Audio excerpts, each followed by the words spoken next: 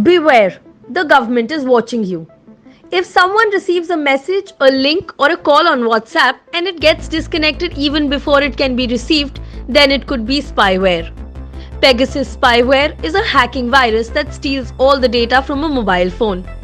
Basically, whoever you are talking to, messages that you have received or shared, your chatting information, your contact list, notes, photographs, your location, everything that you are doing can be monitored and tracked by the government. In short, someone could be tracking you and you wouldn't even know. Scary, isn't it? Developed by Israel-based cyber intelligence, a security firm NSO Group, Pegasus, considered the most sophisticated among all such products, can infiltrate iOS and Android devices. NSO Group says its clients are restricted to only vetted governments, and the spyware is sold only to prevent and investigate terrorism and crime. At present, the company is believed to have around 36 clients. However, NSO has been accused in the past of using Pegasus to snoop on people. India too has its own share of Pegasus scandals.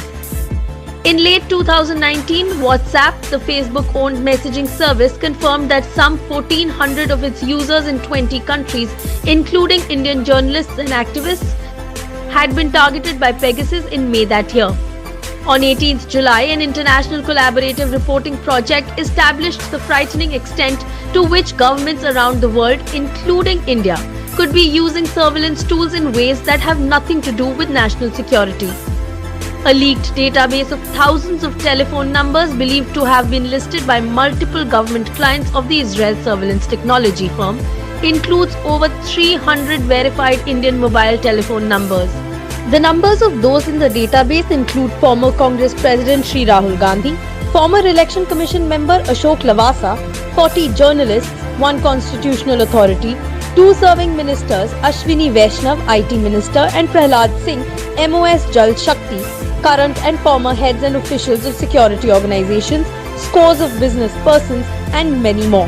Modi government, as usual, has not given a clear answer on this very sensitive issue. However, in countries that are governed by the rule of law, the possibility that a massive and illegal surveillance program is being used to target citizens, prominent individuals from all walks of life, including political opponents and journalists, poses a clear threat to democracy and will raise demands for an independent probe.